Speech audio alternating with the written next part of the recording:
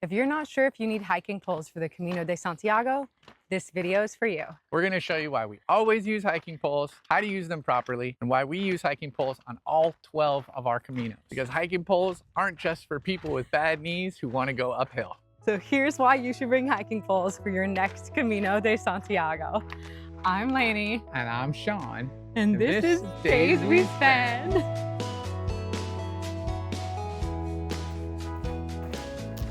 The benefits of hiking poles. They're great for down hills. They take pressure off your knees. And if you slip, you're less likely to fall on your butt. They give you power for going up those long hills. You can use your arms as you push instead of just your legs. But hiking poles aren't just about going up and down. They're really great on the flats because you can use your whole body to go real fast. They're great at distributing your weight and the weight of your bag. And when you hike with hiking poles, you can feel your whole body working with every step. Other random benefits include keeping away stray dogs and other wild animals on the Camino, including angry mama cows. Hey, Lainey! Push your poles up! They're awesome for mud puddles, rainy days, and slippery footing. They're good for balance so you don't fall on tricky sections. They make you more visible on roads, especially walking around blind corners, and they reduce finger swelling since you're pumping your arms as you walk. They help you get in a rhythm on the trail, so those flat sections just fly by. Hiking poles help you clear away spider webs so you don't get a face full first thing in the morning, and they help keep away brambles so you don't scratch your legs or your clothes. How to use hiking poles.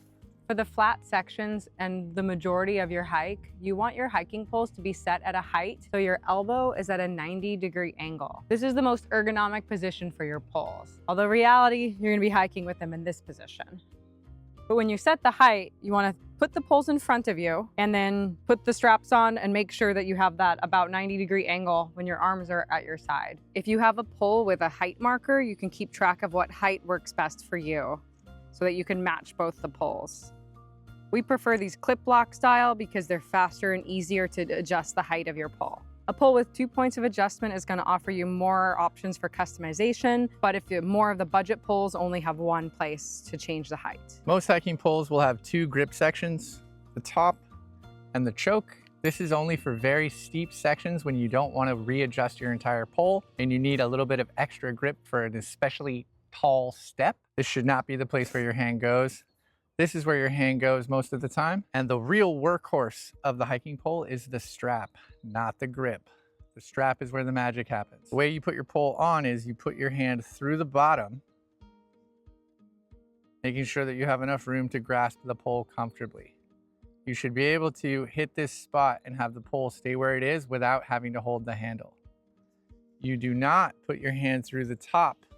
Not only is this uncomfortable, it's dangerous because if you fall, your hand is going to be in an awkward position. You won't be able to let go of the pole as easily. You could easily break your thumb.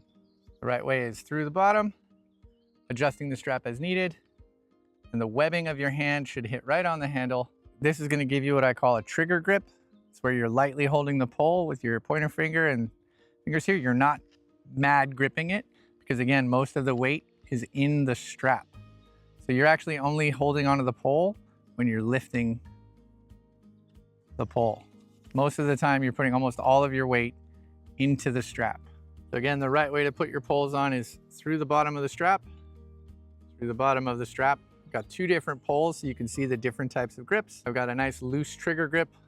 The majority of the weight is in the strap. When I'm hiking, I'm barely holding with my hands. Most of the work is being done by the strap. So instead of pushing with my arms and my hands, I'm really pushing with my whole shoulder and lats. So it's all parts of my posterior chain are actually working to push. On a really good day of hiking pole usage, you will feel this in your lats and possibly your shoulders. That's where the burn happens. Oh yeah. I'm gonna use my poles in a really natural walking cadence where my hand is opposite of my leg, and that's what's gonna go forwards. So in slow-mo, so you can see what I'm doing, my hands and my feet work in opposition, just like in normal walking. There's a little bit of an angle to my pole as I'm walking because when you hit the ground, the energy of the motion is forwards. So if you stab straight down, your energy is up and down instead of your energy going in a forward trajectory. So instead of my fake slow motion here, which is really hard to do, you can see there's this pushing action every step I take. This is the position for flats. Now for uphill, I want to shorten my poles. When my poles are too long, I have to reach really high to take a step going uphill. And that expends extra energy that I don't need to do. So you're going to adjust your poles shorter than your normal 90-degree angle. So that way when you reach forwards and up, you don't have to lift as high to get to that spot.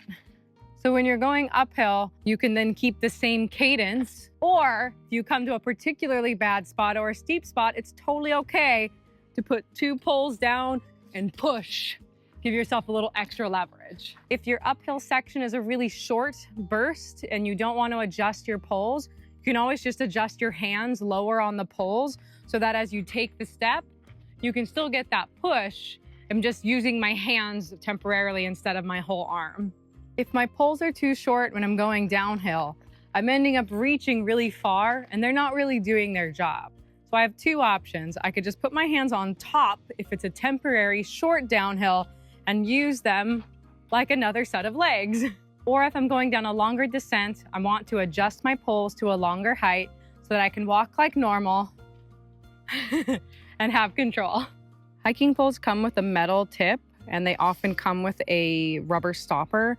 We like to upgrade the rubber tips to a version from Decathlon. These red ones are practically indestructible, and we recommend bringing extras with you because you will often lose these on the trail. The reason you would use different tips is the metal is for soft surfaces like dirt or mud, or anytime you are walking where your pole tip is going to sink. And the rubber stopper is for when you're doing road walking, you're on concrete, or you're on really hard packed earth, or you are on any kind of really rocky trail that's going to ding your metal tip. You want to put on the rubber tip. It's for better grip, but it also protects your hiking pole from breaking and from being really loud and annoying everybody around you. Especially if you're in a city, please do not walk around without the tips on because the locals really do not like that. As you can see, the rubber tip is intact. If you've punched through the tip, that's when it's time to get a new one.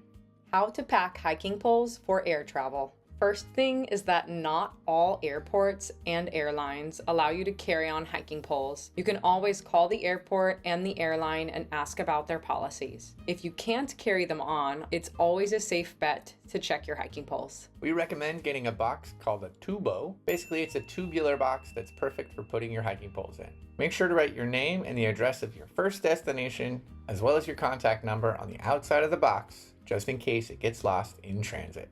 How many poles do you need?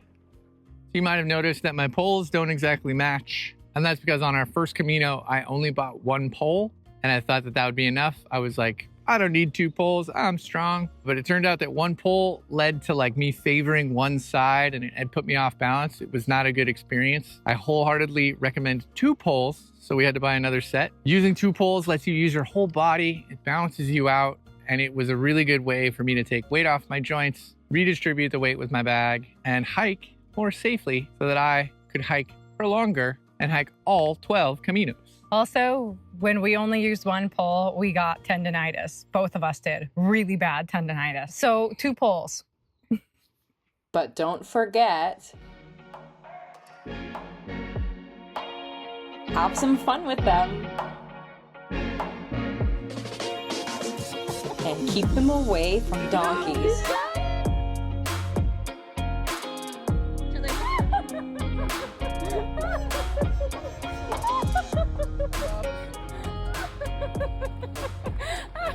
So hopefully that helps you understand why hiking poles are a great addition to your Camino. If you want other packing tips, we've got all of our other gear, links below, all the other stuff that we bring on our Caminos, including some of our favorite hiking poles that you can try if you want to become a cool kid and hike with poles like us. Make sure you like this video, subscribe to our channel, and if you want to show a little extra support, you can click the join button and become a member and hang out with us. Take a hiking pole and join. Click, click, click.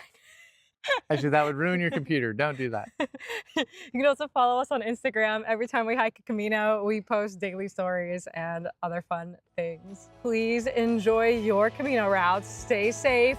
Bring your poles. If you've got questions, leave them in the comments. I'm Lainey. I'm Sean. Thanks for spending this day with us.